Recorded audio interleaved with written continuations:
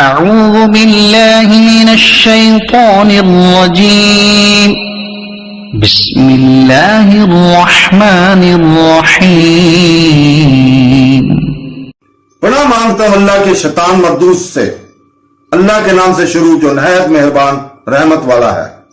أصحاب الجحيم ولن ترضى عنك اليهود ولا النصارى حتى تتبع ملتهم قل إن هدى الله هو الهدى ولئن اتبعت أهواءهم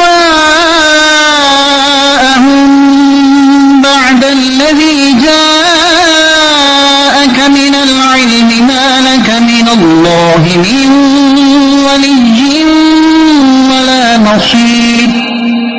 اور یہودی اور عیسائی ہرگز آپ سے راضی نہ ہوں گے جب تک آپ ان کے دین کی پیروی نہ کر لیں۔ تم فرما دو اللہ کی ہدایت ہی حقیقی ہدایت ہے، اور اے مخاطب اگر تیرے پاس علم آ جانے کے بعد بھی تو ان کی خواہشات کی پیروی کرے گا تو تجھے اللہ سے کوئی بچانے والا نہ ہوگا اور نہ کوئی مددگار ہوگا۔ الذين آتيناهم الكتاب يتلونه حق تلاوته أولئك يؤمنون به ومن يكفر به فأولئك هم الخاسرون۔ وہ لوگ جنہیں ہم نے کتاب دی ہے تو وہ اس کی تلاوت کرتے ہیں جیسا تلاوت کرنے کا حق ہے، یہی لوگ اس پر ایمان رکھتے ہیں، اور جو اس کا انکار کریں تو وہی نقصان اٹھانے والے ہیں۔ يا بني إسرائيل اذكروا نعمتي التي أنعمت عليكم وأني فضلتكم على العالمين۔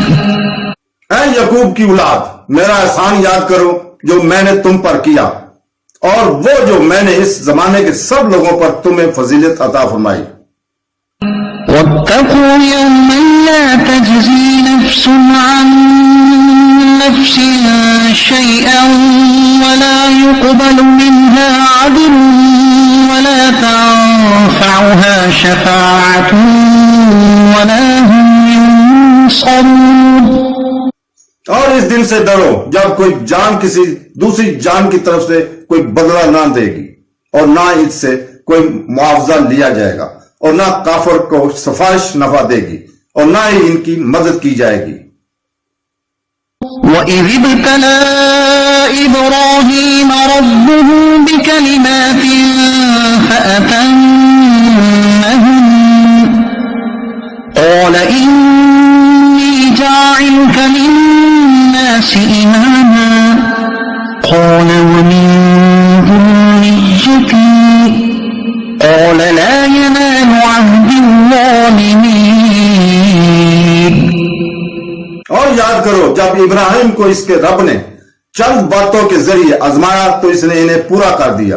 اللہ نے فرمایا میں تمہیں لوگوں کا پیشوا بنانے والا ہوں۔ ابراہیم نے عرض کی اور میری اولاد میں سے بھی، فرمایا میرا عہد ظالموں کو نہیں پہنچتا۔ وَإِذْ جَعَلْنَا الْبَيْتَ مَثَابَةً لِلنَّاسِ وَأَمْنًا وَاتَّخِذُوا مِن مَّقَامِ إِبْرَاهِيمَ مُصَلًّى وَعَهِدْنَا إِلَىٰ إِبْرَاهِيمَ وَإِسْمَاعِيلَ أَن طَهِّرَا بَيْتِيَ لِلطَّائِفِينَ وَالْعَاكِفِينَ وَالرُّكَّعِ السُّجُودِ۔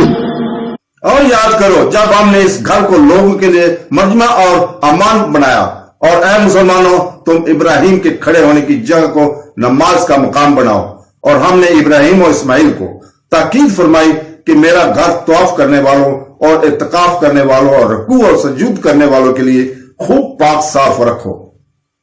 وَإِذْ قَالَ إِبْرَاهِيمُ رَبِّ اجْعَلْ هَٰذَا بَلَدًا آمِنًا وَارْزُقْ أَهْلَهُ مِنَ الثَّمَرَاتِ مَنْ آمَنَ مِنْهُم بِاللَّهِ وَالْيَوْمِ الْآخِرِ قَالَ وَمَن كَفَرَ فَأُمَتِّعُهُ قَلِيلًا ثُمَّ أَضْطَرُّهُ إِلَىٰ عَذَابِ وبئس المصير. اور یاد کرو جب ابراہیم نے عرض کی اے میرے رب اس شہر کو امن بنا دے اور اس میں رہنے والا جو اللہ اور آخرت کے دن پر ایمان رکھتے ہوں انہیں مختلف پھلوں کا رزق عطا فرما. اللہ نے فرمایا اور جو کافر ہو تو میں اسے بھی تھوڑی سی مدت کے لیے نفع اٹھانے دوں گا پھر اسے دوزخ کے عذاب کی طرف مجبور کر دوں گا اور وہ پلٹنے کی بہت بری جگہ ہے. صدق اللہ العظیم.